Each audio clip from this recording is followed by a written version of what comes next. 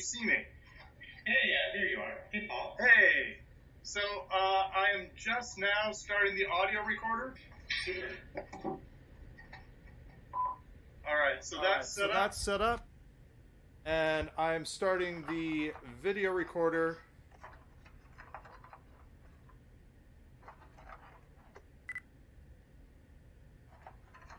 And I'm just making sure that it's recording. Okay. So, hello. One of the things that you wrote about was sort of your first primitive idea of simulation theory as a kid. Yeah. Yeah, can you describe what that was like? Can I do one thing before that? Yeah. Because this is going to set the tenor for everything. Please. Okay, I was in a class when I was in college. I went to the University of Missouri-Columbia. This was in the early 90s.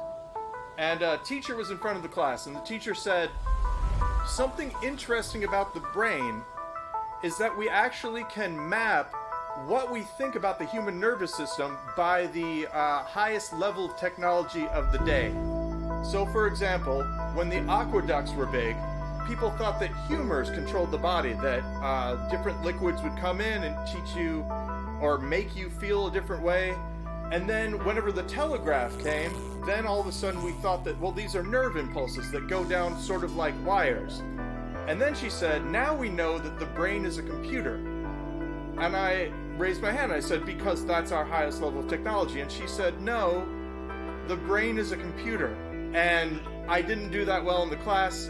But the thing is, so when we talk about simulation theory, we right now are living at a time where, you know, you have the PS4, PSVR, you know, I'm a Sony brand whore, so I apologize for not throwing out other things.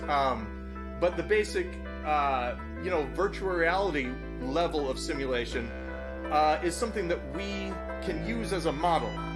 But it isn't necessarily what is going on. And I think that's important, that we can use it and we can understand that that's what's going on, but we aren't necessarily in a server room somewhere. It might be something different. You know, if you run into a thing in the world that you don't understand, your brain is going to go, okay, maybe this is what this is. And as technology gets more advanced, we'll have better ways of describing it. So everything that I describe here, keep in mind, you know, I'm a 21st century guy. That's how my brain works. If you're watching this in the future, we aren't dumb. It's just that we don't have the tools that you have to think of this stuff.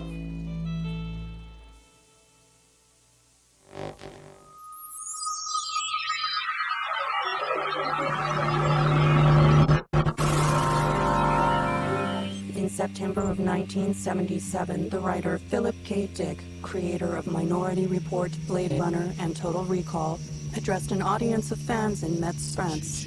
They expected a talk about science fiction, but his lecture explored religion and philosophy as well. To him, all three subjects were deeply interconnected.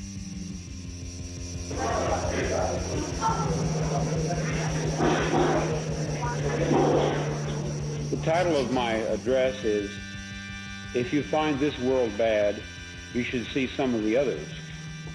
Le titre de mon discours sera... The subject of this speech is a topic which has been discovered recently and which may not exist at all. I may be talking about something that does not exist. Therefore, I'm free to say everything or nothing. Le sujet de ce discours est sur quelque chose qui a été découvert il y a très peu de temps. We are living in a computer-programmed reality, and the only clue we have to it is when some variable is changed and some alteration in our reality occurs. Philip K. Dick's belief that we were living in a digitally created artificial world sounded like madness in 1977. But then, in 1999, The Matrix introduced simulation theory to the wider world.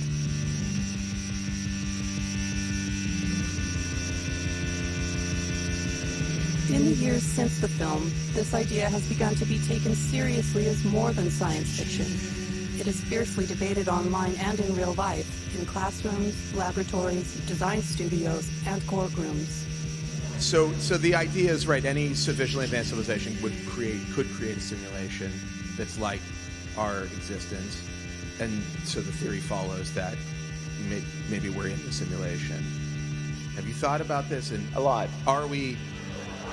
I am actually in a simulation, and so are you.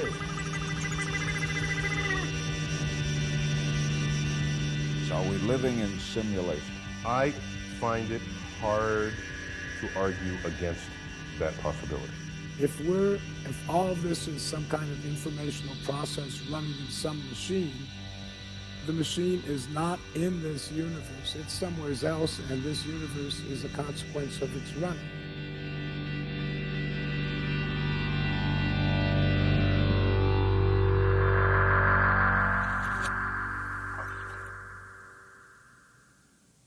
Because it's kind of getting that artifacting or whatever problem. Brother Mistwood, hey, how are you? Hello, I am sorry about the strange lighting. All I have is Christmas lights. You talked about sort of this journey starting after a spate of synchronicities. What were those like?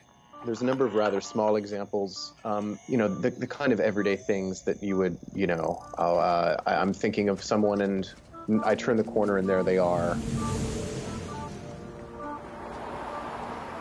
I would start giving myself sort of tests. I'm thinking of an orange fish. I would like to see an orange fish in the next 10 minutes. And 10 minutes later in the walk, I turn down a street and there's a restaurant with an orange fish on it that I'd never seen before. So small things like that, and occurring with enough regularity, I began to sort of track my days numerically. And if you'll allow me to go on a tangent a little bit here, Rodney, I don't enjoy the average 5-day week. I like to work in weeks of 12 days. I would notice that sort of on every 12th day, I would see a certain type of thing pop up, and I tracked this over the course of about a year. And long story short, started to notice, things that would pop up with a certain regularity. On every third day, for instance, I would that would be when something would happen sort of related to my career, or every fifth day I would notice an interesting synchronicity related to my family, or so and so and so on and so forth. And at a certain point, of course, that becomes hard to delineate. Is this regularity something that I'm noticing or something that I'm making? Is it a Schrodinger type of situation where just by virtue of staring at this thing, it becomes something that it's not? One of the big things was that I would go to a lot of places with my parents, and they would be empty. Or very few people. Like a shopping mall with not a lot of people in there. Driving down the road and never seeing another car. Things like that. This is because I moved from Pontiac, Illinois, which is, had more people, to Dorsey, Illinois, which had like 500 people. Our nearest neighbor was a quarter of a mile down the road and all that. So I didn't interact with a lot of people.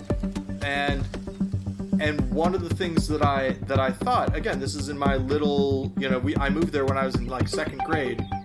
In my little brain, I was like, aha, this is a great way of saving time and money because they won't need to have as many people.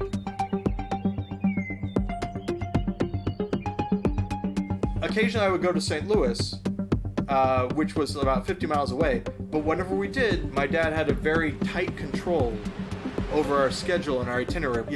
Once I saw the idea of a facade, this is on a Western movie thing. Once I saw the idea of it, I was like, oh, well, that's what's happening. All this time that we're spending in the car, this 50 minutes that it takes us, we're inside this car. They're playing, this film of us driving while they're changing all the sets into the St. Louis set.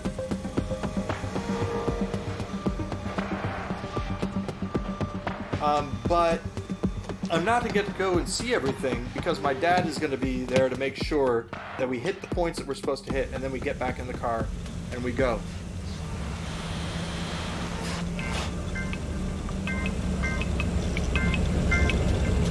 see me? There. I am an East Coaster who lives in Los Angeles. I have an electrical engineering degree from Harvard. I'm an entrepreneur, and I've also I've got Crohn's disease, and it all plays into to the simulation. I think the sort of basic idea is that if you believe that enough incredibly high-power computing devices are going to be distributed in society, and that the computers will get stronger and stronger and stronger, like our cell phones. Hey, you guys, hey, no, quiet. So, you know, if there are, in fact, enough machines that are running video game-style world simulations, the question is, you know, if there's that many fake realities and only one base reality, what are the chances that you happen to be in base reality? The odds that we're in base reality is 1 in billions.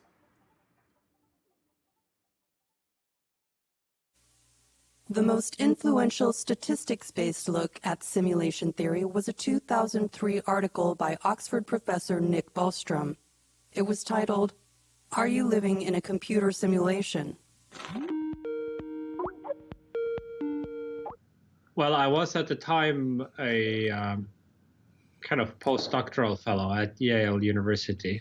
The ideas in some vague form had been with me for quite some time that amounted to something more than just an idle speculation. And so I wrote that up and published that in Philosophical Quarterly. And it immediately, evoked a huge amount of interest, and has continued to be a huge amount of interest. It seems to come in waves every year or two. Some new set of people discover it for the first time. So I make a distinction between the simulation hypothesis, which is the hypothesis that we are literally in a computer simulation engineered by some advanced civilization, and the simulation argument. It uses some simple probability theory, but the basic idea can be quite easily grasped, which is that at least one of 3 propositions is true. The first alternative is that most all civilizations at our current stage of technological development go extinct before they reach technological maturity.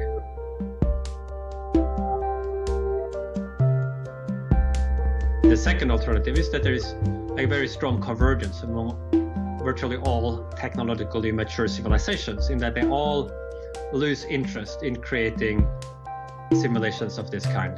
They all lose interest in creating answers to simulations. And the third alternative is the simulation hypothesis, that we are almost certainly in a computer simulation. So if you reject these first 2 propositions, it follows that almost all people with our kinds of experience are simulated. And then, conditional on that being the case, I argue, we should think we are probably one of the simulated ones, rather than one of the non-simulated, exceptional, original ones. Personally, for me, it's all about probabilities. I'm someone that thinks in terms of probabilities anyways. And I've just found in my life that there's lots of low probability outcomes happen again and again and again and again.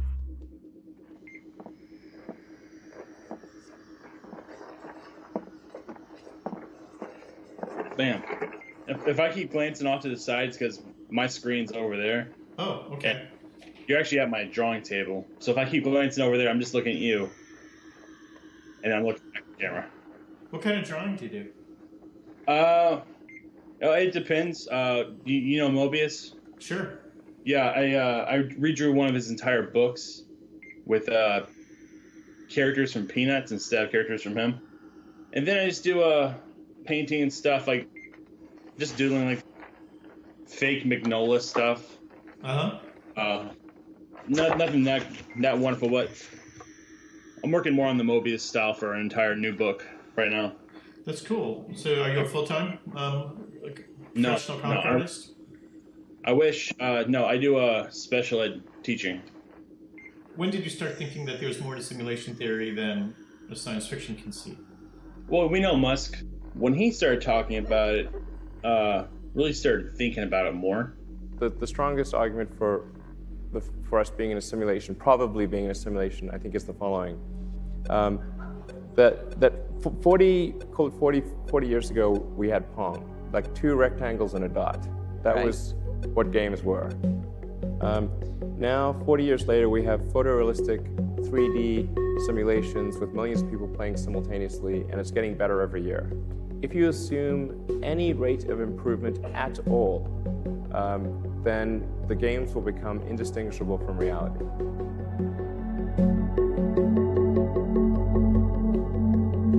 I think that triggered me to really think hard about it.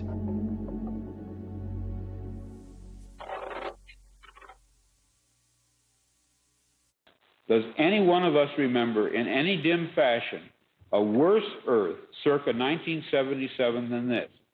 Have our young men seen visions and our old men dreamed dreams? I have. Nightmare dreams specifically of prisons and jailers and ubiquitous police. I wrote out these dreams in novel after novel, story after story. To name 2 in which this prior ugly present obtained most clearly, I cite The Man in the High Castle and my 1974 novel about the U.S. as a police state, called Flow My Tears, the Policeman Said. I'm going to be very candid with you. I wrote both novels based on fragmentary residual memories of such a horrid slave state world.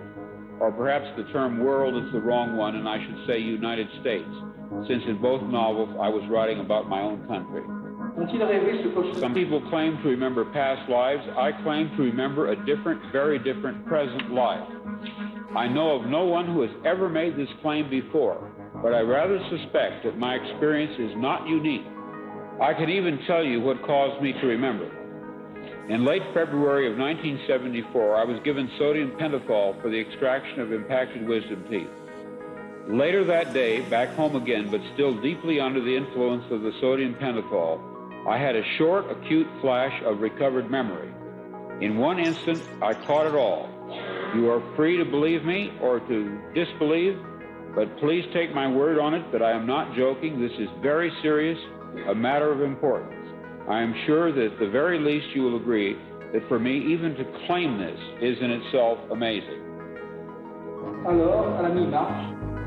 Philip K. Dick wrote over 8,000 pages trying to understand the recovered memories he experienced in February and March of 1974, an experience he called 2374. This writing is known as the exegesis.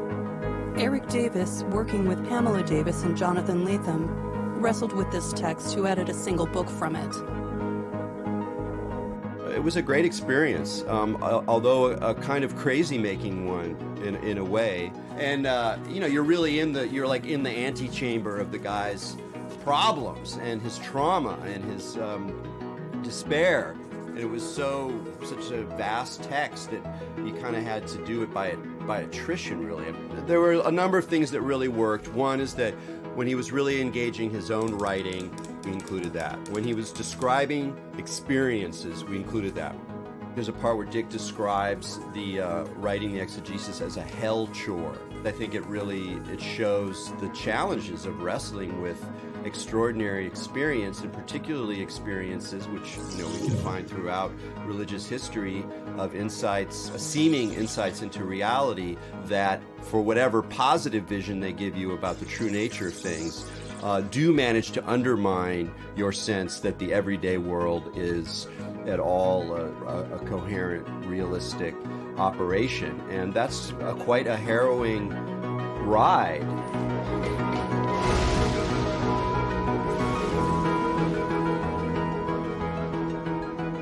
I could probably put together a list of all the various small synchronicities that kept popping up, but they were just, so mundane, but there's so many of them that eventually I took one of these, at a particularly auspicious day, I guess, for myself, and decided I was going to do a sensory deprivation tank, which is not something I had done before, but it was just,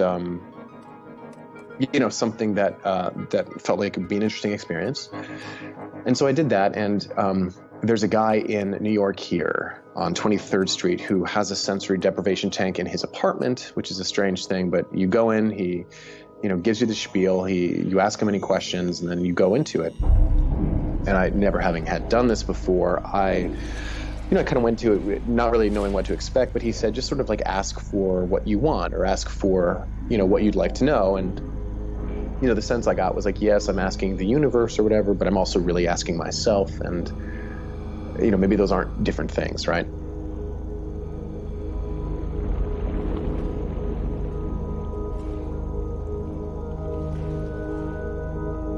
The first few minutes were very, I was very aware of where I was, but after a few more minutes, I sort of stopped sensing my body. I could now hear my eyelids. I could actually hear what I thought might be my nervous system. I kind of, in that state, had come out and said, listen, I get the sense that you're trying to tell me something. I'm not sure I even knew who the you was I was talking to. I don't know if it was the universe or I am also an ordained minister, so I was raised with that. So there was, there's a God part of it for me. So sort of asking, like, come out, just come out and say what it is you'd like to say.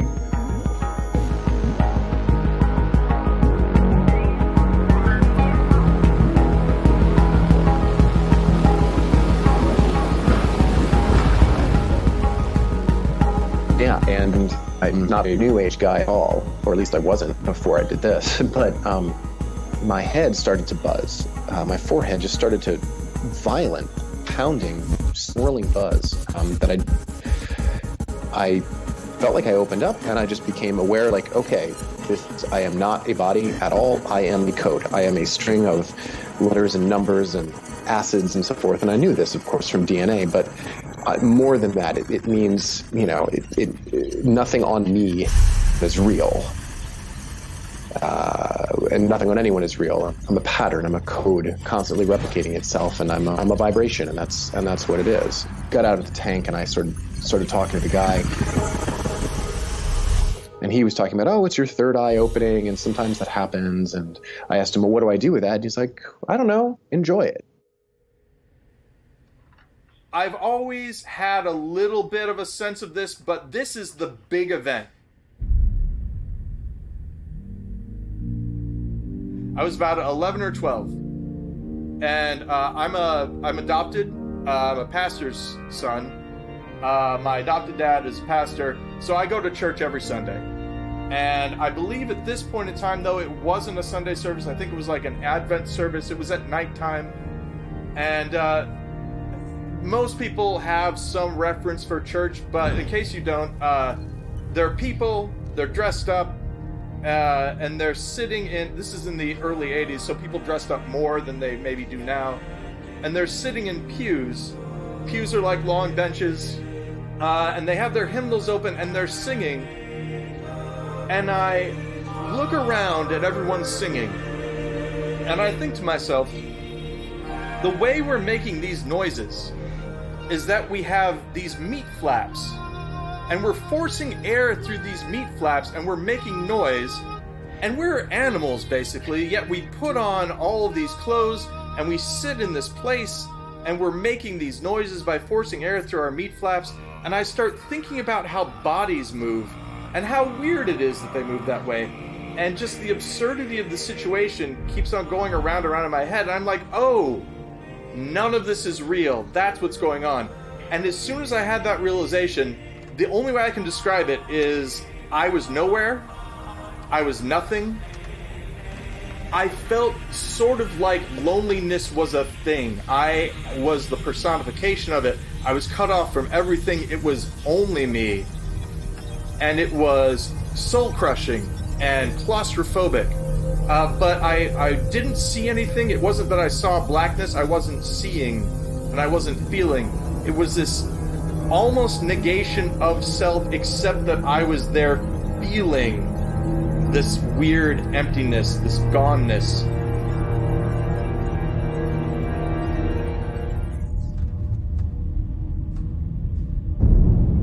My entire life I'm living with family, and I'm really used to it, specifically my brother. And then I go off. The parents are always like, we're 18, we're kicking you out. but I kind of beat them to the punch because like the day after graduation, I was out of town. I'd moved away. I didn't come back for years.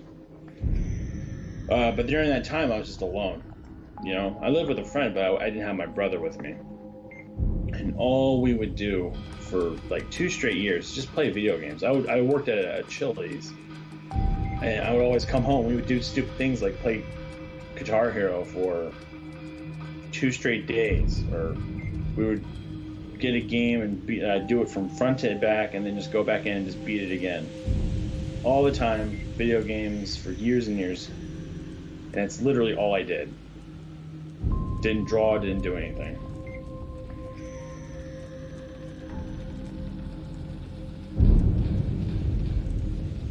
And so I got a dark place there. It's like, maybe I'm stuck in this rut on purpose. Maybe it's not my design. It's whatever. I'm not religious at all. But how do I reconcile feeling like I'm in a rut, though? Like a pre-programmed rut. I have to go the science route. And the only really blending of religion and science there would probably be a simulation theory, to be honest with you. When I had that first experience in the church, the analogy that I use is like, let's say that your grandpa has a favorite radio, and he listens to it all the time and all that, and one day you decide to take that radio apart, and you're looking at all the pieces, and hey, I took this apart, and then you realize you can't put it back together again. That's the feeling that I had when I was in that sort of null state, if you will. And in my mind, that is what's outside of the simulation.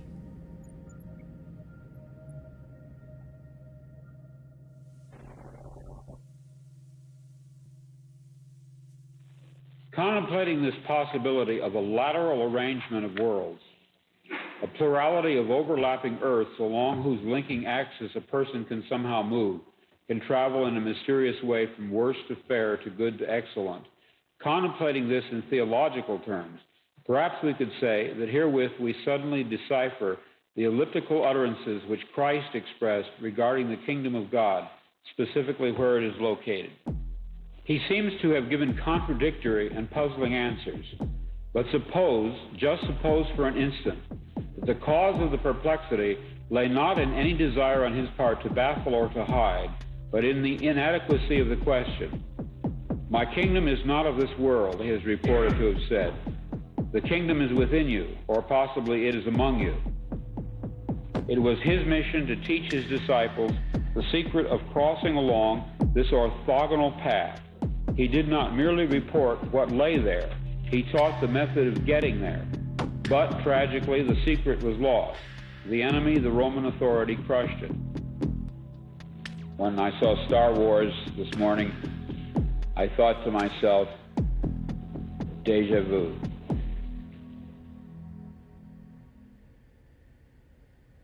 The simulation idea has been around way before all of us started thinking about computers. The concept of people standing at the pearly gates and looking at their lives, right? What is that if not a debrief, if you will, after you get out of a simulation? Hey, Miller! Look what I found! Wow! Realistic, isn't it, Mr. Miller? René Descartes tried to build an epistemology from a foundation of skepticism and radical doubt. I will suppose that some malicious demon has employed his energies to deceive me. I shall think that the sky, the air, the earth, and all external things are merely the delusions which he has devised to ensnare my judgment. I shall consider myself as not having hands or flesh or senses, but is falsely believing that I have all these things. A slightly more modern version of the same idea is the brain in a vat, where again you try to challenge the philosopher to prove that the external world exists and that he or she is not a brain in a vat in some mad scientist laboratory being kind of fed inputs that mimic what the external world would have done.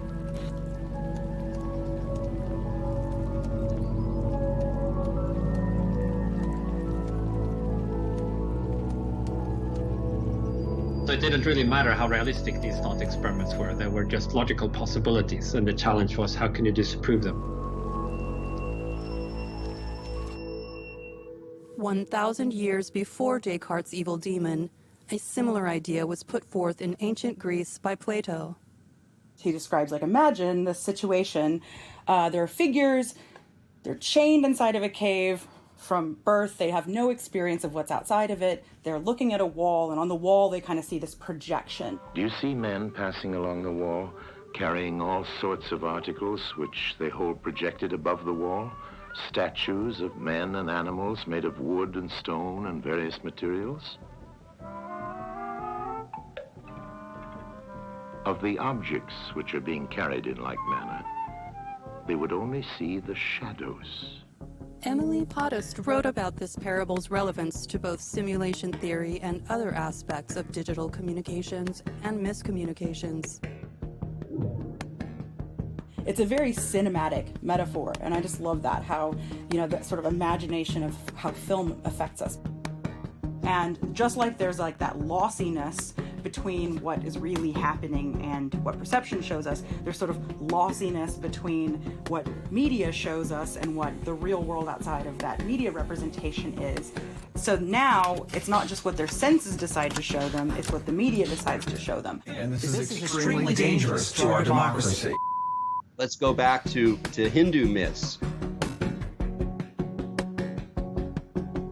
You find these incredible myths of, like, the king's going along and stops for a well and he drinks, and then he goes and he has a whole other existence, a whole other life, and then pop, he comes back in, and they'll even go have worlds within worlds within worlds. So you have this structure of worlds within worlds, and once you have that, it undermines the primary world. It really kind of crystallized for me when I started observing the experience of the villager in Minecraft. He's a massively simplified version of us. He has free will. He moves about the space as he sees fit. Well, the interesting thing, though, is for me what it was with the villager is, what does he do when you, the avatar, come down into the game of Minecraft? And you inhabit your avatar in Minecraft and you descend to Earth. What does the villager do when you encounter him? He looks at you, He looks at you as if you are the same as him. Of course, you're not, because you are being controlled by an intelligent higher power. It'd be hilarious if Elon Musk was a player character. And he just comes into the games like, hey, you guys know, we're simulated. This could be some simulation. It could. Do you entertain that? But then he gets to log off, go back to Artificer Heaven or whatever, and laugh with his weird extra-dimensional friends that, hey, I was just playing around with that simulation again today. I keep dropping them hints, but no one's picking it up. But it's interesting because, for me, the villager speaks to, there are a few different levels of what, being raised in a Christian faith I would call God. There's the God who made the world, and then there's the avatar who's descending in front of you, and they're different because the God who made the world is not the person who's in front of you. We don't get to see that. We don't get to see the creator of the game. To extend this metaphor to perhaps ridiculous lengths, 1 minute, a pixel on your screen will be representing a flower, and it is that flower. And then the next minute, a villager will walk in, and that pixel represents him. That pixel is part of him. It doesn't take much to think about, like, well, if I just extrapolate that to 3 dimensions, it's the same as atoms and cells. One year, this cell is part of me, and then tomorrow it'll flake off and it'll be part of something else. And every 7 years, our cells replace themselves anyway. Artist Chris Ware was so struck by the implications of Minecraft that he created this cover illustration for The New Yorker. Video game itself captures this sort of sense of, I don't know, more than anything, just like death. Whenever I play it with my daughter, I feel like we're dead and we're flying around looking at the world or something. It's the only experience I've had that kind of closely approximates what I imagine a disembodied consciousness might experience or something. I don't know how else to really put it. We build these peculiar sculptures. She built giant, is a relative term when you're talking digitally and unreality, but giant sculptures of myself and my wife amidst kind of like golden farmhouses, and that then would go underground, and train lines or minecart lines that would go underground and connect between the landscape that kind of pre-existed. But now she's 14, so she's kind of passed beyond, but now she's in this sort of Baroque phase where she and some of her friends now have gone back to Minecraft and are now looking at their worlds that they made in their pre-adolescence and kind of revisiting them and listening to the music again and getting all tearful. So it's a 14-year-old nostalgia for a lost world of innocence or something. I guess when she's 40 and I'm 85 or whatever and download it onto a flash drive, we can continue to visit.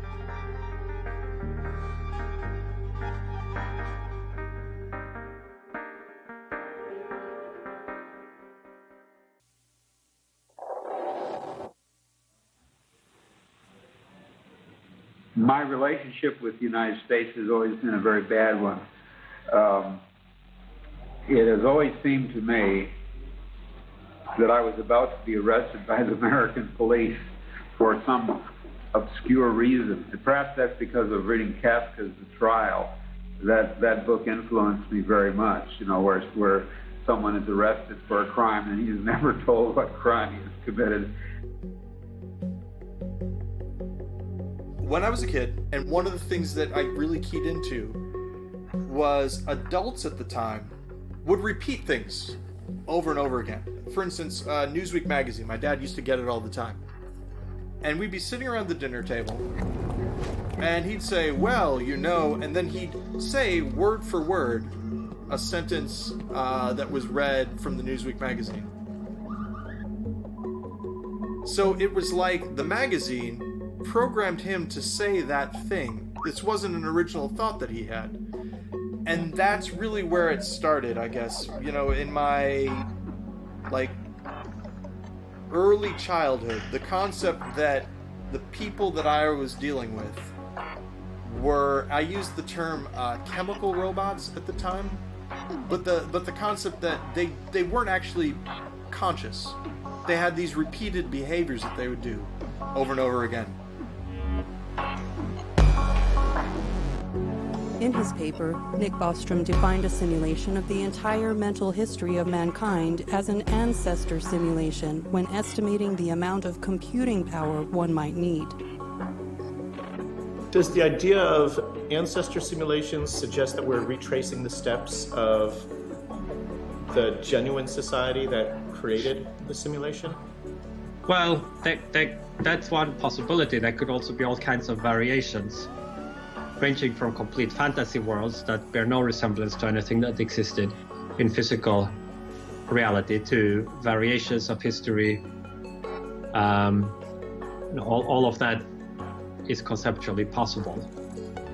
But an ancestor simulation that I talk about in the paper, which is to consider the type of simulation where the simulators would be creating very detailed simulations of people like their historical predecessors. Maybe not exactly the same people, but the same kind of people. Back when I was 9 or 10, I used to joke about with my brothers and sister that people would just go home and just like sit down and stare at walls when no one was watching. You know, they would just like, you know, go home and T-pose effectively in their private spaces when they weren't seen, because they would just deactivate their programming, I guess. I used to joke about that, but that idea ran with me a lot when I was older. And it kind of became a little horrifying. These people I'd be talking to, since nobody was watching, the program would stop working.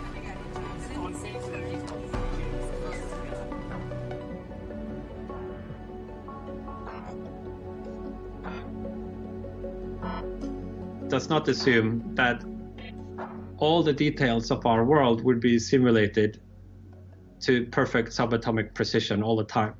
And indeed, that kind of simulation might well be completely intractable. Obviously, it depends on the kind of compute power available in the basement simulator. If they have infinitely fast computers, sure.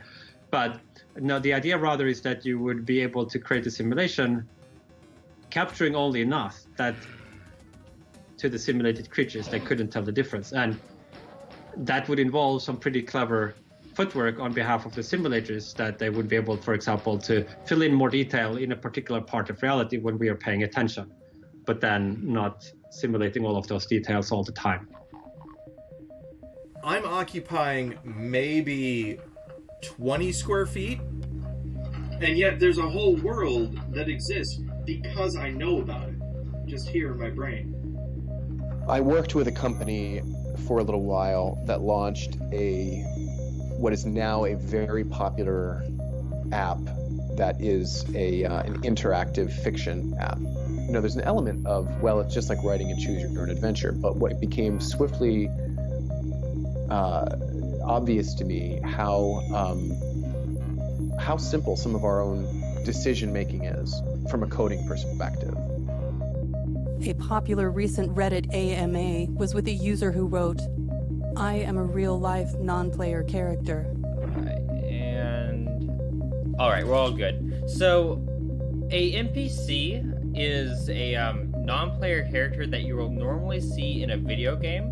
They're usually the people that aren't controlled by the player of the video game. They are the characters that were kind of programmed in there. It's kind of like talking to a person in real life, but they only have a set amount of things that they can say. Hey, buddy, got a dead cat in there or what? And you only have a specific lines that you can say back to it in response. I can only imagine if I was really a gamer how I would experience social interaction. But even as a non-game player, I sometimes find myself, dealing with non-player characters. I work at a grocery store, and I have a specific list of things that I need to accomplish when greeting a customer and checking out their items. And because of that, it just made logical sense that I create kind of a mental script that I go through with each customer. When this stimuli happens to him, generally speaking, he reacts in this way.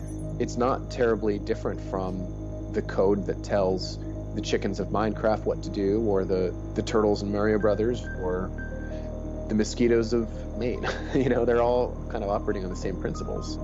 If this, then that. If not, then don't. It's not too much of a leap to think that consciousness may mean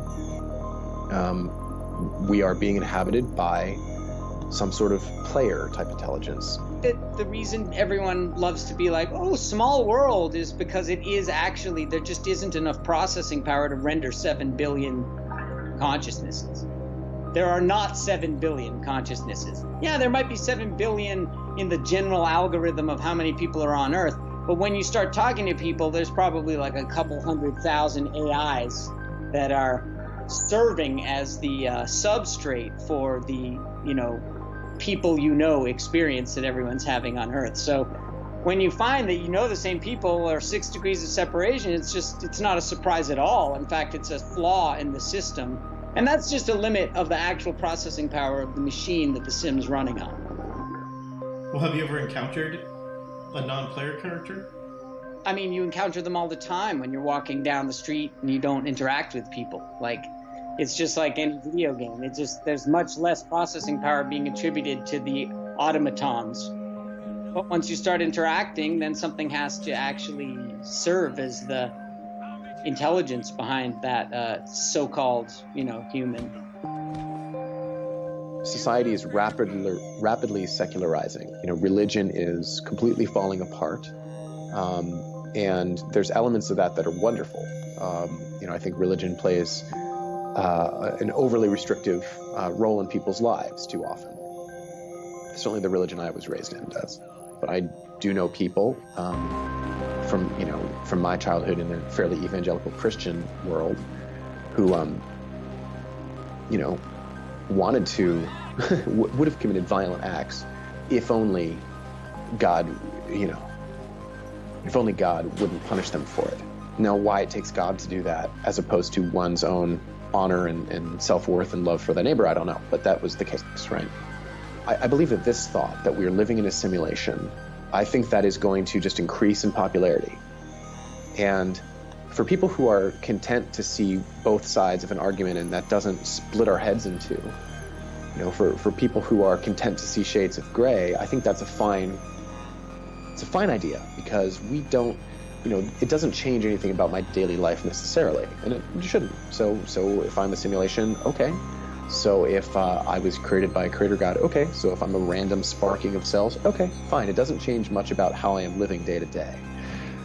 But there's a lot of people with very absolutist mindsets, and I think once you tell them, hey, you're a simulation, the nihilistic side of humanity, their first reaction will be then, well, it doesn't matter what I do to anyone else, because I know that I'm real and I feel it, but if there's no proof that they're real, you know, then what's the point of laws? What's the point of all this, you know?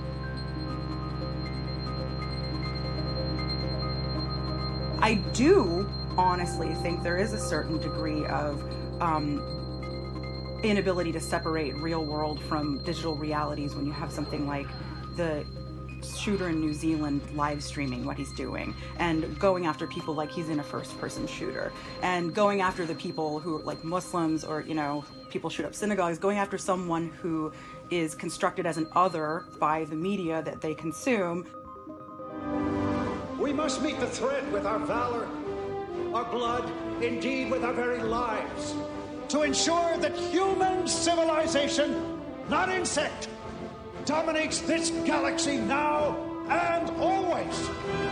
However, you end up sort of in that place where everyone you shoot at just kind of disappears and they were all pod people, you know, and they weren't real, or the NPC meme, you get into a place where you kind of treat reality like these are digital disposable bodies.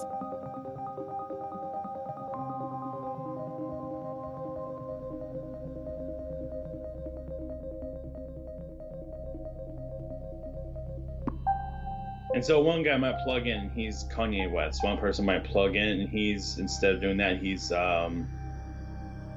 Michael Phelps. They plug in and they play, and they stay at the top level in some way that they can, doing different exploits. But then you have people who log in. They used to play a lot and they were really good, but then they unplugged and they didn't come back for years and years. And the reflection in our reality would be a celebrity that is who was really good and then just fell from grace and never really came back. I can't name a specific celebrity here, plus I don't want to throw that into your film. But anyway, so they would do something. They would go totally, like, they'd be going straight, and all of a sudden they'll be doing something that's totally perpendicular to their normal behavior patterns. Because in a video game, you're doing it well. Then all of a sudden you just get bored and you start doing something totally different. And I've done that myself in video. I've been playing Grand Theft Auto, and you know, you have millions and millions of dollars, and all of a sudden it's like, yeah, okay, I think I'm gonna hold up in this apartment building and just see how many police I can get to try to kill me. You know, they kind of just go for something crazy.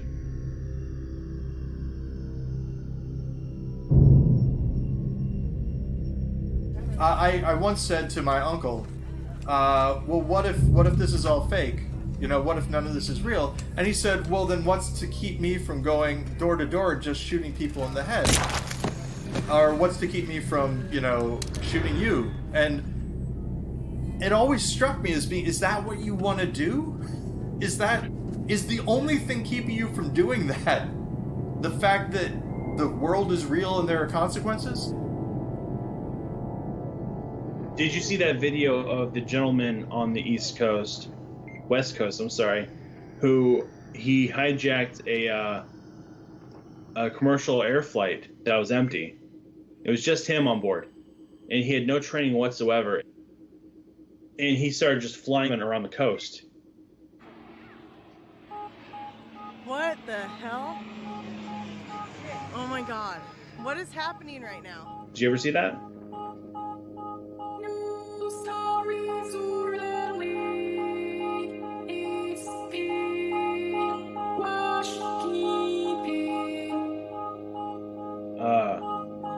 He's flying and he's talking about things. This is probably like jail time for life, huh?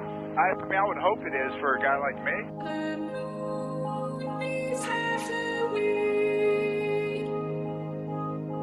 One of the things he's doing is he's kind of breaking people's perceptions, because he's doing stuff like he's doing loops and whatnot.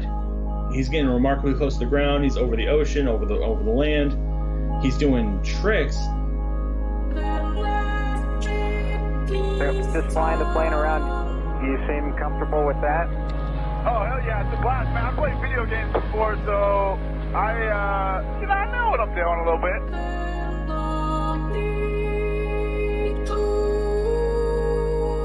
And this is shortly before he crashes purposefully into I believe, an island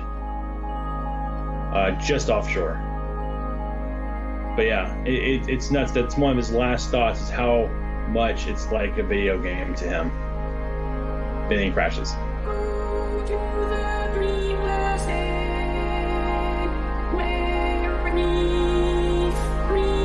But yeah, there is a dark side. There's people out there who are going to be chaotic about it.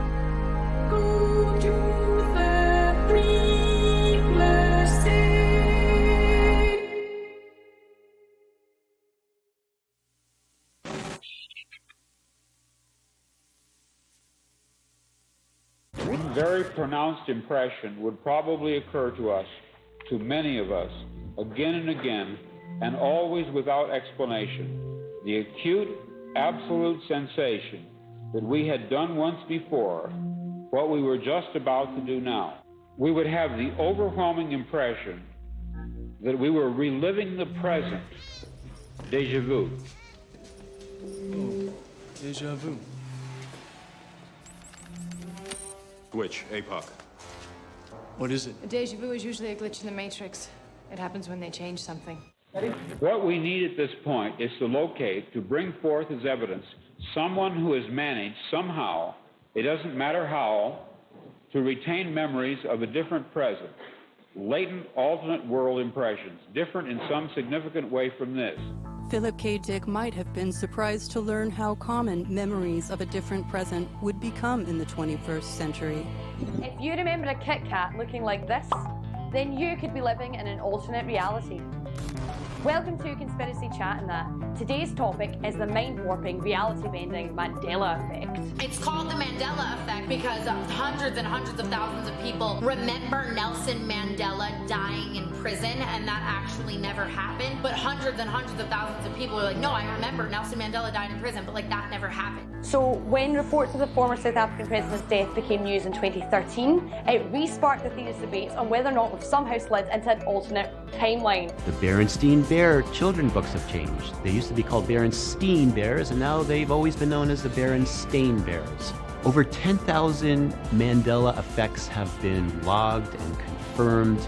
If you go back and literally find like a VHS tape of like Snow White from like 1998 and you put it in a VHS player, they say magic mirror on the wall. Tell me, bitch, that you do not fucking remember mirror, mirror on the wall. Well, that doesn't exist. Mandela effect, alternate reality, I think yes.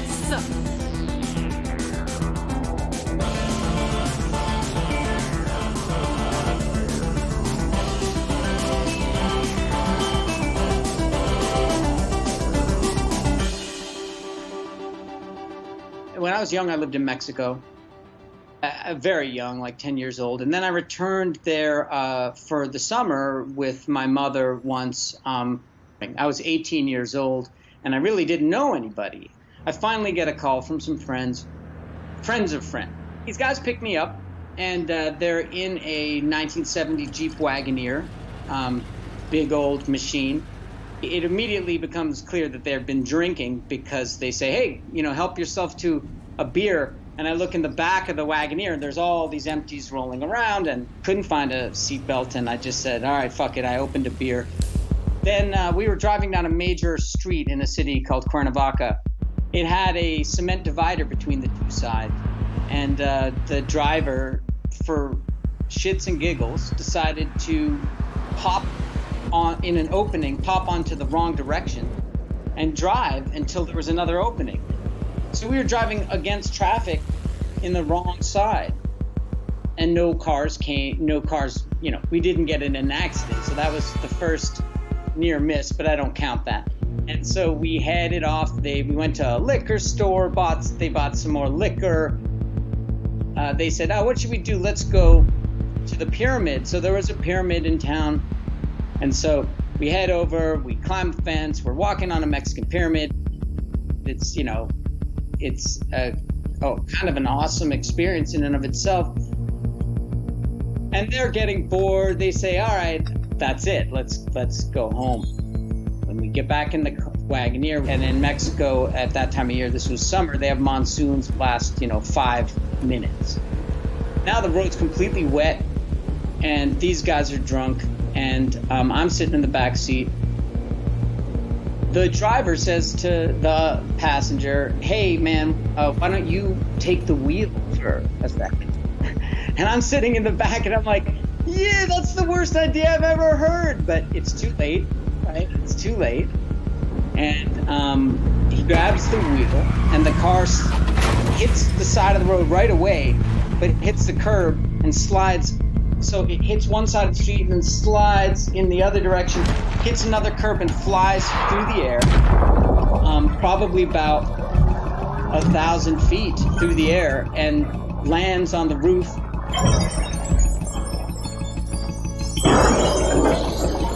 All the windows shattered, and I broke ribs because I took the impact of the roof, and gasoline started pouring out of the car, and I got the wind knocked out of me.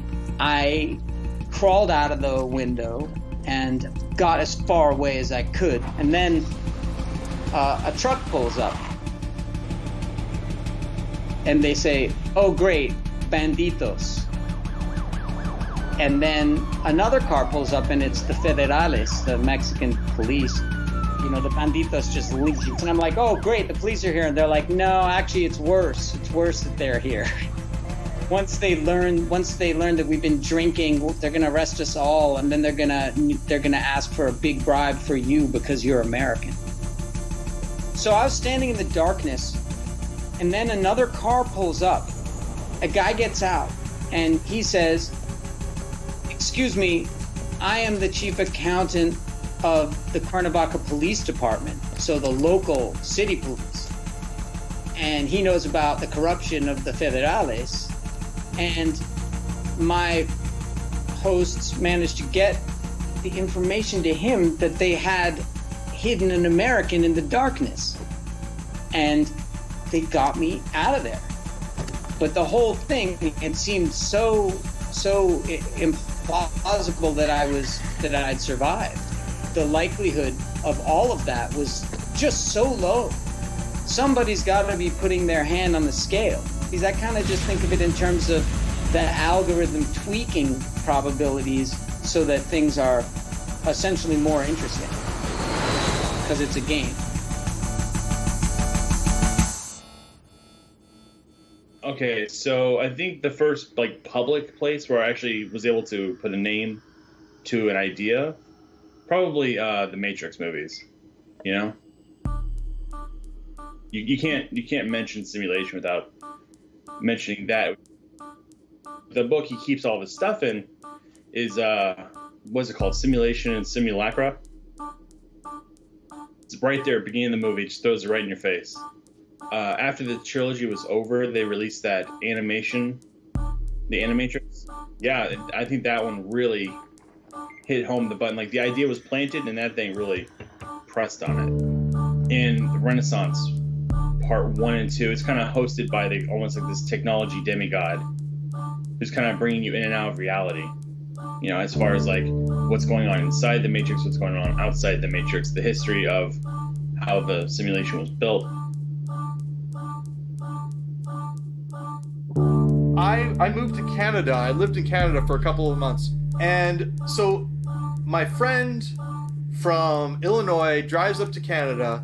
We're hanging out. What do you want to see? I don't know. Let's go and see this dumb Keanu Reeves action film. So we go and see this movie, and it's pretty good. And then he gets out of the tank, and we're like, whoa.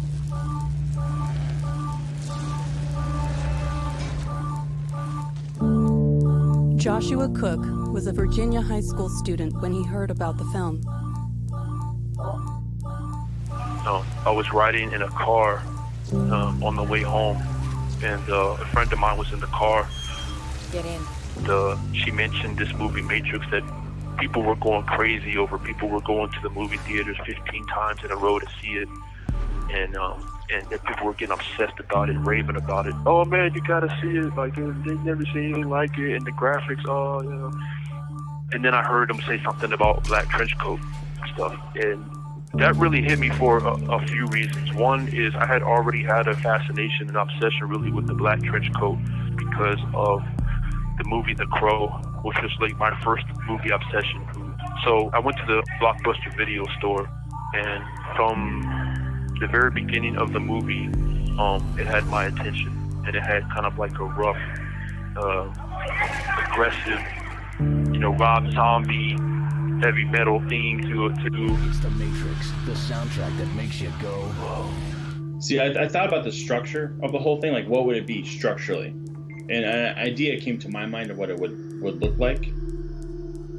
I don't think it's a system of people and pods somewhere else. I think it's something completely different than that. I don't know. When I think about it, I think of like a giant white, brilliant white marble hallway, right? And then there's like a pedestal in the center and this giant black sphere. And that black sphere to these people in this reality, that's effectively a computer, you know? Now, that computer is running, there could be a little art museum card next to it. It says universe, whatever. And they just see what happens out of that black mass of, you know, stars and clouds and deep, deep, deep, deep down, people like us.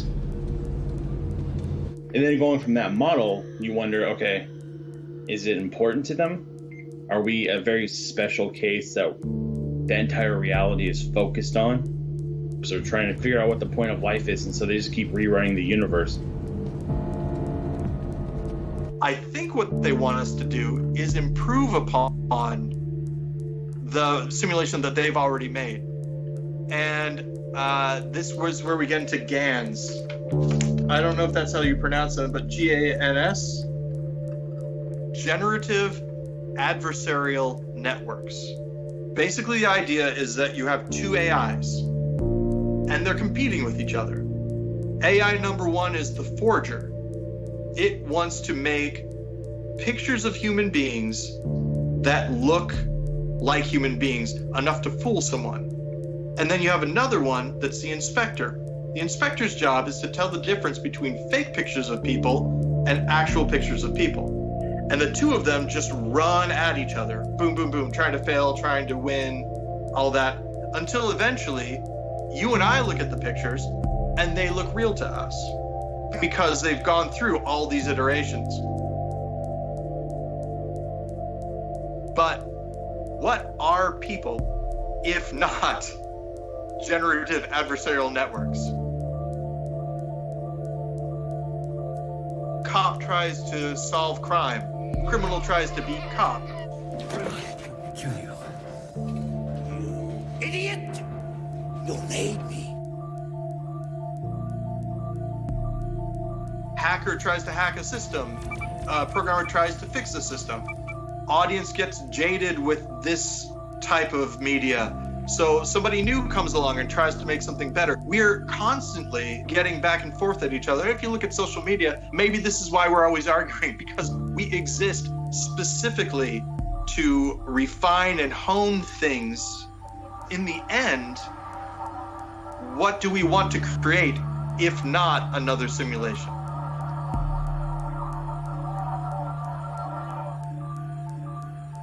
Yeah, I mean, there are a few lines in there that were pretty deep.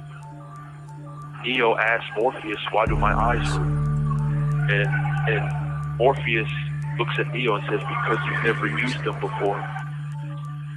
I felt the same way, and I felt like, man, there's got to be more than this. Okay, you've never used your eyes before when he gets out of the Matrix and everything's blurry. That's very, very similar to sort of what happens in the Plato's cave when he goes when you're taken outside the cave, it takes a while for your eyes to adjust to what you're seeing outside the cave. And then when he comes back inside the cave, he can't see either because he's used to seeing things as they really are. And so, you know, it says, oh, and your friends are sort of watching on the projection screen things, and they give themselves awards for being the fastest and best at spotting what's going on, and you just aren't interested in this anymore because you've seen so much more.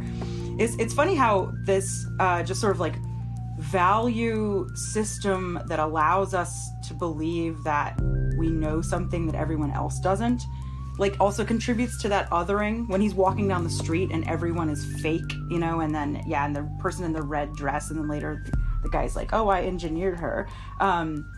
That seems like that is such a school shooter fantasy that that you have these unique eyes to see what no one else can see, and everyone else is just like, they're just asleep.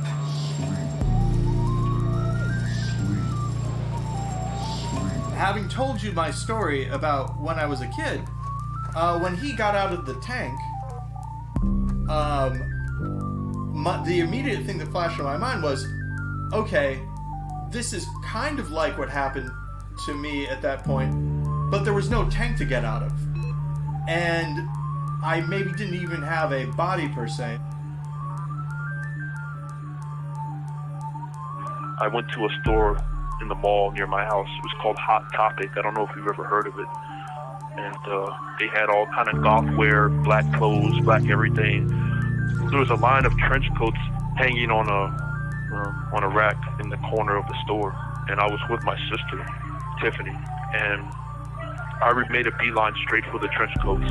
You know, I ran to them, and I grabbed one and I held it to my chest real tight, like it was like my girlfriend or something. It was, you know, it was bad. My sister's looking at me like, what are you doing?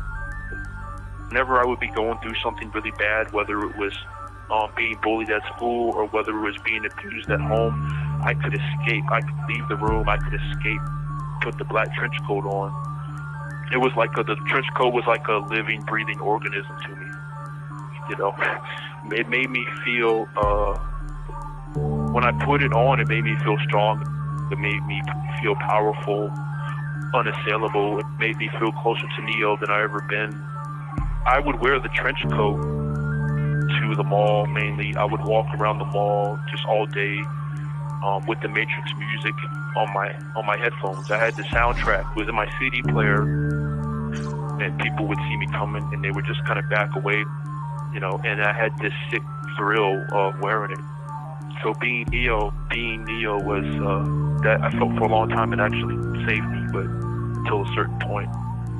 You know, everything that's really happened with me has kind of been a dichotomy, sometimes a paradox.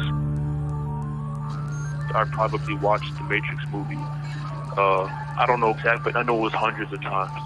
After I saw it the first time, I had to watch it again, and then I had to watch it again, and I watched it again and again and again. There were days when I would watch it 2 or 3 times in a row, and like the world that they were in, this boring, you know, trite, mundane, you know, just sickening world.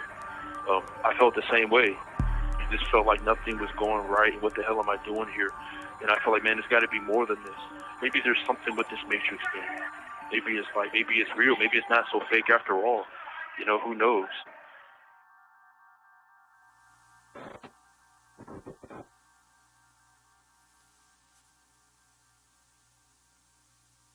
One thing I really want you to know. These claims can neither be proved nor can they be even made to sound rational in the usual sense of the word. It has taken me over 3 years to reach the point where I am willing to tell anyone but my closest friends about my experience beginning back at the vernal equinox of 1974. Il y a une chose que j'aimerais bien que vous sachiez. Je me rends compte. One of the reasons motivating me to speak about it publicly at last, to openly make this claim, is a recent encounter I have undergone, which, by the way, bears a strange resemblance to Hawthorne Abinson's experience in my novel The Man in the High Castle with the woman Juliana Frink. Une des raisons qui me motive à parler enfin en public. Juliana read Abinson's book about a world in which Germany and Japan and Italy. Now, this is a little difficult if you haven't read the book, but he wrote a novel in which Germany, Italy, and Japan lost World War II. And he was living in a world in which they had won World War II. She felt she should tell him what she comprehended about the book. In other words, that his novel was true. When I was working on Jimmy Corrigan, the main character meets his dad and then his dad dies. And as I was working on the story itself, I met my dad for the first time and then he died. John Updike said something once about the strange predictability of fiction. And he just kind of let it go at that and didn't really follow up on that. But there is something where you get into this imaginary world of writing stories and reimagining memories where you can kind of start to feel like you're not necessarily predicting the world, but having some play in the stream of it or something. For several years, I have had the feeling, a growing feeling, that one day a woman who would be a complete stranger to me would contact me and tell me that she had some information to impart to me. And then she would appear at my door, just as Juliana appeared at Hawthorne Abinson's door. She would tell me exactly what Juliana told Abinson, and that is that my book, like his, was in a certain real, literal, and physical sense not fiction but the truth. Well, this did finally happen to me. I even knew that her hair would be black.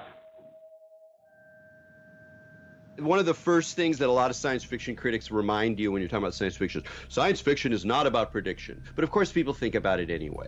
And Dick has quite a few. Like he's no slacker in the actually anticipating the future department, especially around consumer gadgets and ideas about consumer gadgets. But I think what's more prophetic is just what it feels like to be alive right now. You know, to be confused, ontologically confused. Like, I'm not really sure where reality is exactly. I'm certainly convinced that there's a lot of very dark forces on the horizon. There are things that are trying to manipulate me using information or using the fact that I'm still a subject of capitalism, and they're kind of manipulating that. And at the same time, there's sort of like deeper rumblings in the nature of the world that seem really unclear. And at the same time, people seem potentially drawn into their own sort of solipsistic world of like manipulating with the world through all these interfaces and kind of detaching in a way, even at the same time you're completely bound up. And that's a primal theme in Dick, is the tension between our social reality, that reality is a social construction that we are always able to kind of fragment away from in generally harrowing ways. We go into solipsis, we go into psychosis, we go into paranoia. Hey guys, I used to be one of you. And so I think he captures the texture of our life. I mean, especially like just as a trivial example, the texture of like lots of little alerts all the time, you know, pings on the phone and you know, here's your email, ding, and then, oh, don't forget this, and like that kind of mind that's constantly distracted by these little bits of information tugging at us, some of which are advertisements trying to like, or, you know, you start thinking about a trip and then you write somebody in an email and Google reads your email and then suddenly all the ads are like trips. It's just like, whoa, that fabric of consciousness is just straight out of physics. I remember typing guns for sale on like Google, and in Virginia, I said Fairfax, Virginia, and I saw this place called Galleon Sporting Goods Store, and I remember like a few days after I looked that up, I was in the basement with my father, and he said, "I seen your searches for guns for sale." And he looked at me, and he had like this worried / angry look on his face. And I didn't say anything, and we looked at each other for a good minute, almost like a standoff, and then I walked up the basement steps and left, and we never had another conversation about it. He had this great line about that he thought that the contemporary world was sort of recreating the animist world that people, pre-modern people, saw. And his work captures that sense of a kind of profane technological animism and aliveness that is not very trustworthy. I love you, Daddy. Dick was always aware of the broken. People are broken. Technologies are broken. Cosmologies are broken. Gods are broken. Even though it seems like other people are just always paying attention to like the new and how the new technology is going to solve this thing, what I experience my technological life is just a lot of broken things. So you have your giant developers. You have Activision Blizzard. They do World of Warcraft and Overwatch. You have EA, which is I think I've seen EA related to the Nazis more than I've seen them related to video games. They're pushing out these things now where you're paying full price for a video game, but you're only getting like 40% of a video game, and the portion you get is broken and buggy, and sometimes, like, literally in case of some games, it's like the latest one was Atlas, is unplayable. Like, it's literally dead on arrival. People are still paying full price for it and getting tricked into it, can't get refunds. They get patches that don't work. You're stuck in these digital worlds that aren't going so well, and then when you get out of them, you're stuck in a reality that's not going so well either. And you can't help draw parallels. The grass is dead on both sides of this thing. Perhaps right now, maybe our artificers are a little bit more active than we thought, and they're just like really hot fixing a lot of things, and they're quick patching reality right now, and it's just like shit's hitting the fan right now. That's what's happening outside Matrix and Neo's world too. It's like the real reality, if you get outside of the Matrix, is terrible. The real reality is like war and you can't breathe. To me, the subtext of that is like maybe there was a taboo that we transgressed, that we went past a point of no return. February 17th, 2003, it was a Monday.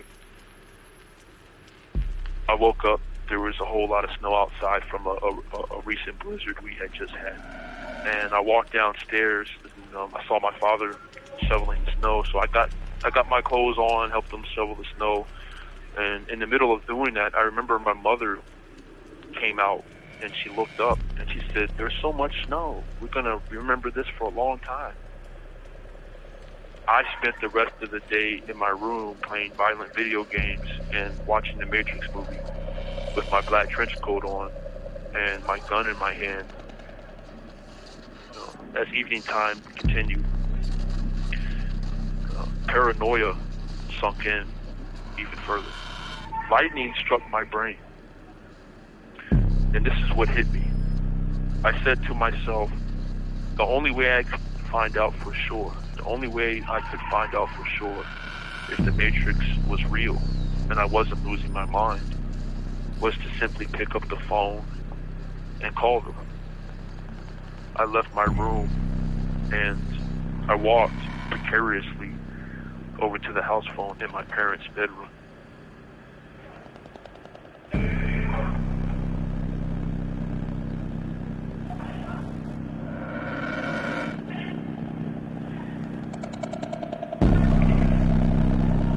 I slowly picked the phone up off the hook, and then, taking a deep, nervous breath, I spoke those powerful words, his words, the final words of Neo. I know you're out there. I can feel you now. I know that you're afraid. You're afraid of me. You're afraid of change. I don't know the future. I didn't come here to tell you how this is going to end. I came here to tell you how it's going to begin. I'm going to hang up this phone, and then I'm going to show these people what you don't want them to see. A world without you. A world without rules and controls, without borders or boundaries. A world where anything is possible. Where we go from there is a choice I leave to you. And I hung up the phone, and I walked calmly back to the TV in my room and began watching The Matrix all over again. And I remember sitting there on my bed looking up at the Matrix poster, just saying basically, fuck my life. You know, I got my shotgun out and I put some slugs in there in the chamber, and I slid the action forward, and I left my room. But before I did, I put a CD player on my head, headphones on my head, and this one was a little different than the Matrix. This one was by a band called Drowning Pool. The words to the song were beaten, why for? Can't take much more. Something's got to give. Let the bodies hit the floor. Let the bodies hit the floor. Let the bodies hit the floor. Let the bodies hit the floor. Let the bodies hit the floor. That's what I was listening to as I left my room. And I went downstairs to get to the basement. Let the bodies hit the floor. Let the bodies hit the floor. Let the bodies hit the floor. Let the bodies hit the floor. Let the bodies hit the floor.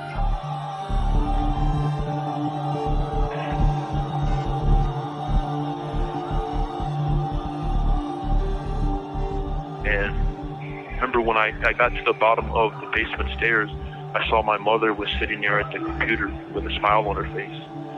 And she turned, she swiveled in her chair to face me, and when she saw the gun in my hands, which she'd seen for the first time ever, her smile disappeared, and I shot her.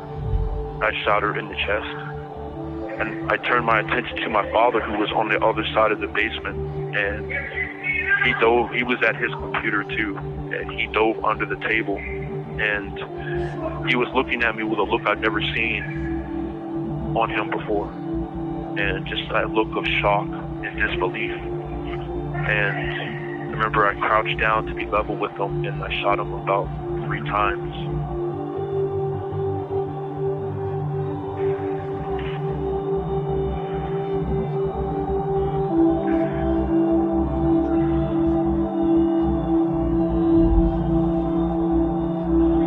I went upstairs to reload, and when I came back down, I still had my headphones on. The words that were coursing through my ears were skin against skin, blood and bone. You're all by yourself, but you're not alone. You wanted in, now you're here. Driven by hate, consumed by fear. Let the bodies hit the floor. That's what I was listening to as I went down for the second time to the basement.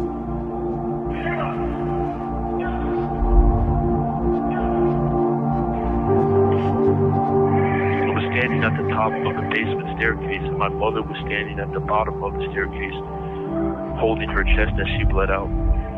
And I lifted the gun up, and I aimed it at her face, and she looked up at me, and she said, Joshua? She said, what did you do? And she looked, and she kept looking at me for a minute, and she said, you wouldn't. And I pulled the trigger. When I pulled the trigger and her face exploded, you know, half of her face, her eye and her face exploded out through the back of her head. And her flesh was just turned into like riblets, a bloody mess. And it messed me up really bad because it wasn't anything like I had seen on The Matrix. You know, real life was so much more horrific. It kind of jarred me. I was still pretty numb, but I remember it jarring me because it was different than what I thought of The Matrix.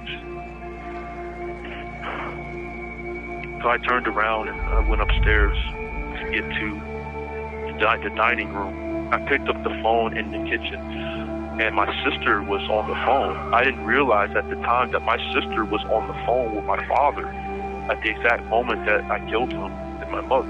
She heard the whole thing, and I didn't realize it. So here I am. I got the phone in the kitchen, and I said hello, and my sister said, Josh? And I said, Tiffany? I said, what are you doing there? And she said, Josh, where's Daddy? I want to talk to Daddy. You know, I said, hang up the phone, Tiffany. I got to call someone.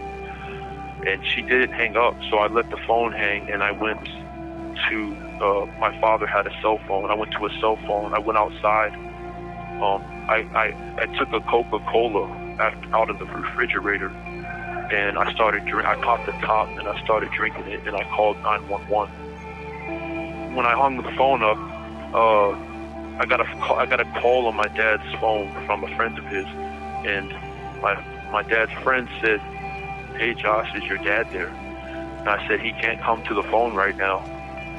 And he said, "Oh, okay, will you give him a message for me? Just tell him I called." He said, "Will you give him that message for me?" And I said, "Sure."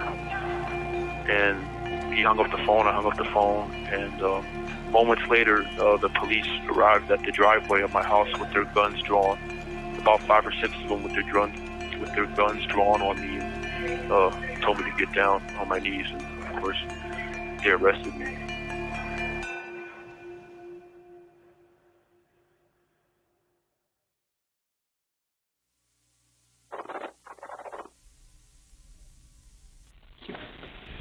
I, in my stories and novels, often write about counterfeit worlds, semi-real worlds, as well as deranged private worlds, inhabited often by just one person, while meantime the other characters either remain in their own worlds throughout or are somehow drawn into one of the peculiar ones.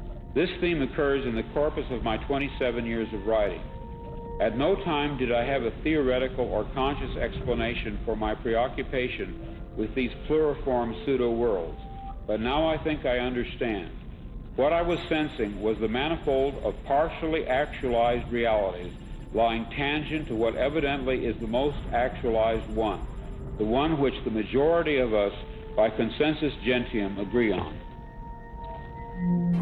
The real nub of it, morally, ethically, even kind of cosmologically, is how we deal with each other.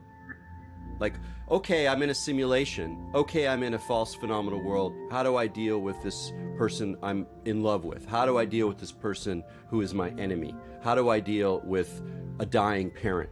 But if I have the hunch that this is a simulation and there are other people like me there who aren't just simulations, it puts weird pressure on my ethics. How do I deal with somebody else who's in a false world, but who's actually behind that avatar is someone like me that I really want to communicate with, fall in love with, bond together with. And that's really key to Phil Dick. Like, yeah, Phil Dick was kind of crazy. He had, visions. He could never decide what they meant. He was neurotic and pathological and paranoid and all those things. But at the same time, constantly, throughout all of the texts, there's this very grounded empathy with people suffering under these false conditions.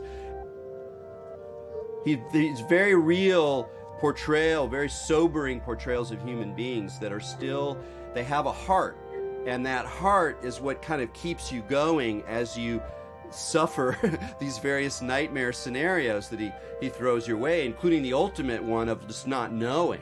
And I think that that's one of the ways that people get attracted to simulation hypothesis, is because it seems to maybe solve problems, but I think it just makes the problems even more kind of poignant and in your face.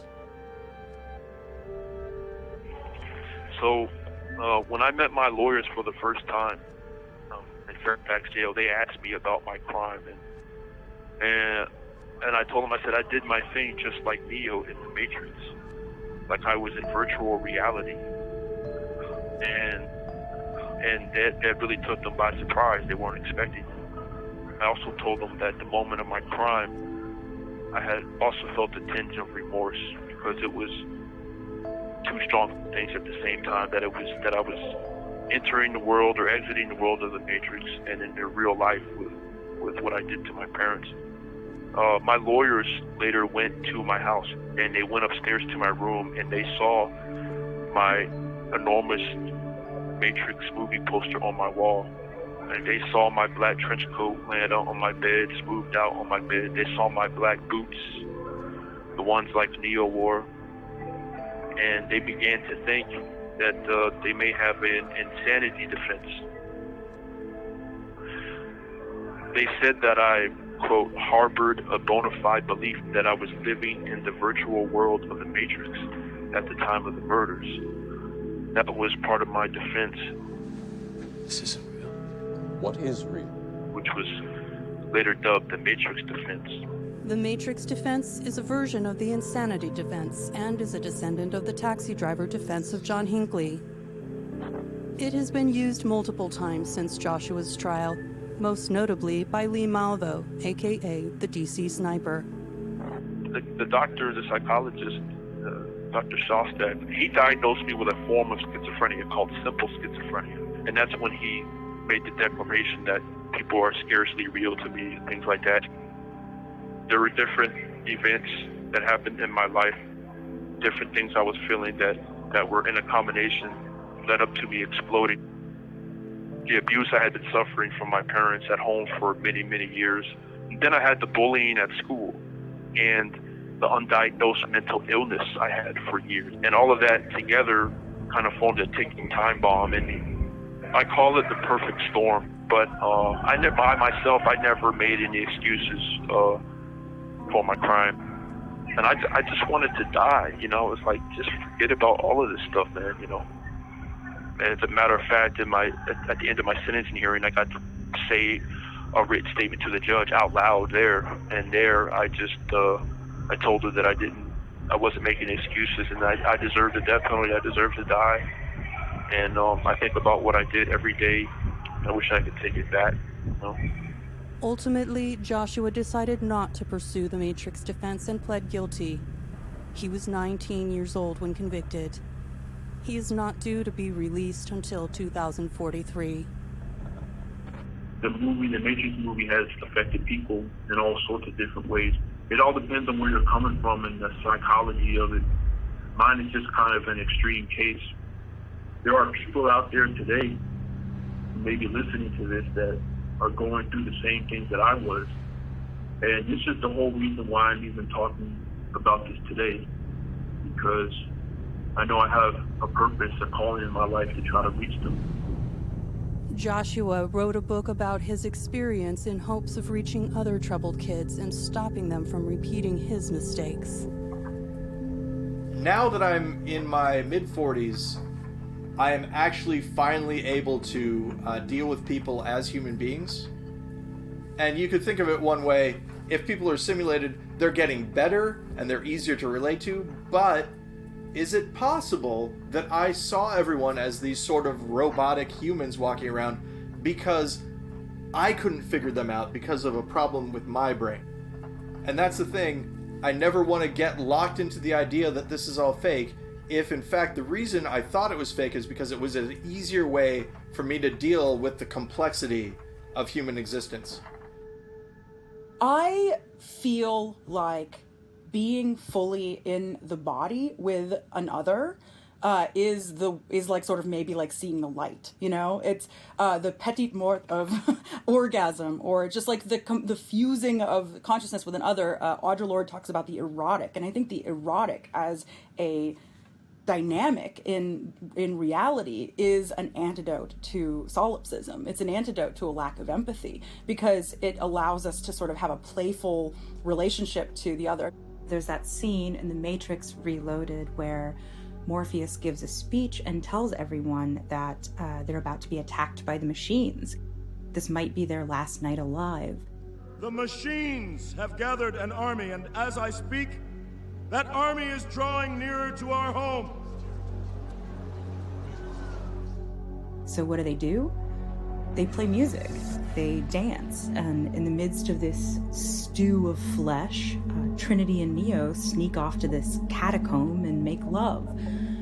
This is a scene that gets parodied a lot. I think it's easy to not take it seriously because it's so earnest, but it's also very tender. It shows the characters at their most vulnerable with each other. Neo tells Trinity that he's afraid of losing her, and she says, "You're not gonna lose me." She holds his hand. "You feel this? I'm never letting go." That's love. You have to be very vulnerable to feel it.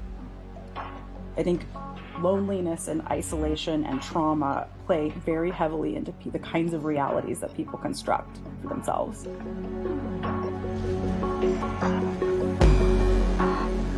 And if there's a player that is responsible for me and is playing me, then, you know, maybe he's a genius, but maybe he's like a 12-year-old kid. And so the thing I've got to do is I've got to keep leveling up, and I've got to stay interesting for him. Would you make different choices than you might otherwise in order to keep your player interested? The way I think about it is, you know, if you're playing a video game and sometimes you see like a giant blinking cursor telling you to go to a certain place, I keep looking for those, and when I see one, I'll stop and I'll pause and I'll say, you know, thank you for that, and I'll, you know, and then every once in a while I'll just make a completely batshit decision that no one seems to understand, including myself. I'm like, well, there you go. I hope you're interested. Just like all the other theories, no one's gonna know until they're dead. And I don't believe that it's flawed enough that it could somehow tear and we'd find ourselves exposed out of the matrix. I don't think that's how it works. I think that it's a solid system, and whatever it is ends when you die. But it's totally plausible that you then wake up in an arcade in the year 3000 and put another quarter in and do another life on Earth in the year 2019, you know? There are these kind of fundamental metaphors about reality that we develop through being, you know, humans moving through time and space on a planet. So the metaphor of the journey, life is like a journey. Well, another one we have, and we all have it, is waking up from a dream. Ah! Oh, what? Oh, I'm in this world. And just that, not what the nature of this world was or the nature of that world is. We have this fundamental cognitive experience of shifting between ontological frames, sometimes quite abruptly, sometimes with intense emotions. And this is just stitched into us. So it's a fundamental hunch that we all have that the world is not what it seems. There's another world behind this world, or at the very least, this world is capable of falling apart. What's happening?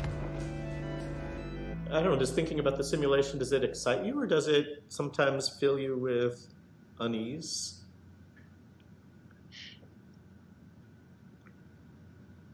Well, I guess I've had the simulation argument for so long now that it's hard to sort of consider the counterfactual, because it's kind of become so much a part of the way I view the world, the simulation argument. I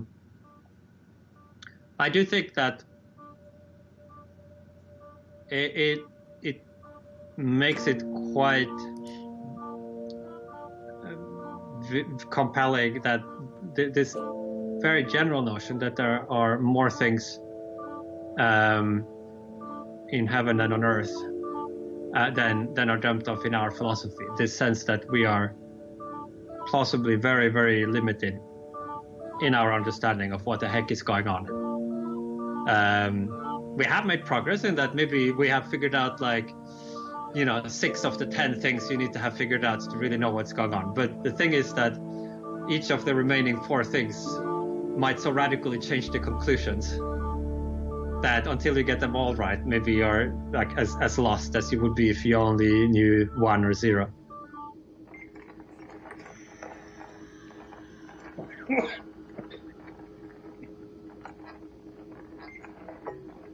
I was laying in bed, I was thinking about it. So hypothetically, what if tomorrow I dress in all white, I slick my hair back, and I'm like, hey, I tell the local media, we're here to send a message that we should be good to each other, man. I'm starting a new thing, building up almost like a religion, or just more of a philosophy of, hey, we are in a simulation, so let's try to gain the attention of those people.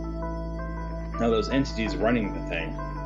So going forth here, we could do things like, you know, gigantic light, like simultaneous light displays, giant monuments, just a giant tablet that says, hey, we know something profound, and then in unison just flashing lights out. So one person walks by this black sphere in their great artificer hallway, and all of a sudden there's a red light blinking that was never there before. They'd be like, oh, hey, experiment whatever is talking to us.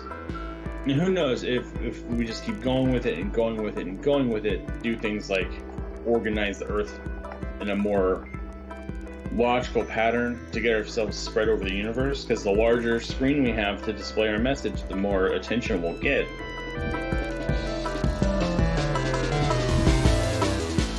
We're dreaming. Doug? Is it about Mars? Becoming a multi-planet species beats the hell out of being a single-planet species. And we get to like Star Wars levels of spread across the galaxy. Perhaps our science will progress enough where we can actually tap on that membrane between the universe and what's beyond it, and perhaps get a message out, an active message to an active listener. I don't like to fuss or moan, but if it weren't for you, I'd be all alone. It would be hilarious if we were something stupid, like, you know how computers aren't everything? I mean, there's a computer, this is a vape tank, there's a computer in here, there's a microchip in here.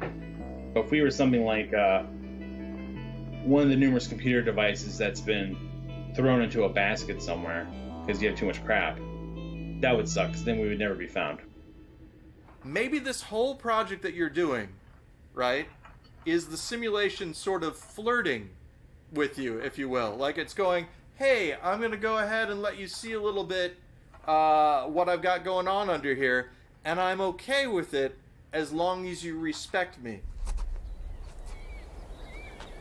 What if the simulation is like anesthesia?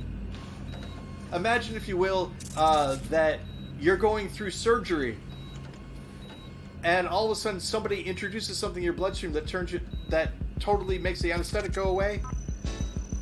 Your chest cavity's open. There's somebody with their hand in, and they're trying to massage your heart, and all of a sudden you're back lucid, all the pain in the world and everything like that. You're gonna mess up that surgery by freaking out and flipping around and all that. Maybe that's what the simulation is, and by putting this project out there, we're messing up big time and gonna cause a lot of damage.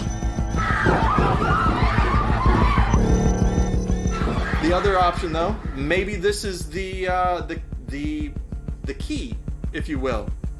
Maybe this is a situation where the simulation is bad, we shouldn't be in it, and this is a failsafe.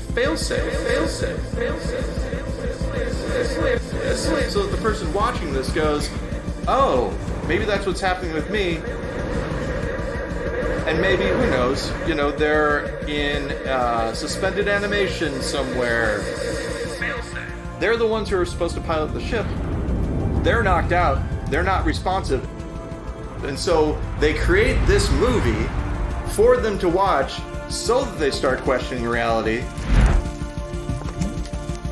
and therefore get out of it.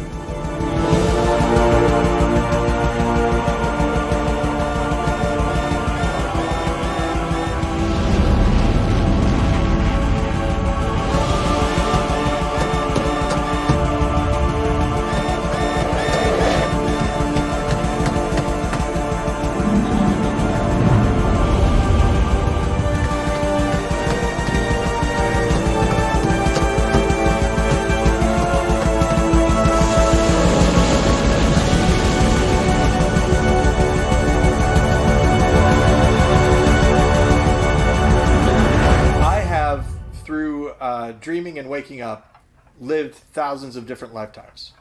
And so, I'm not afraid of what happens when the simulation ends. I am certain that when I die, I will simply wake up somewhere else. How do I know? Because I remember doing it over and over and over again.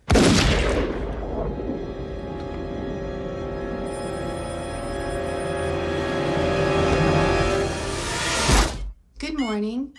This is your wake-up call. Thank you for staying at the New Darwin Inn. The time is 10:30 a.m.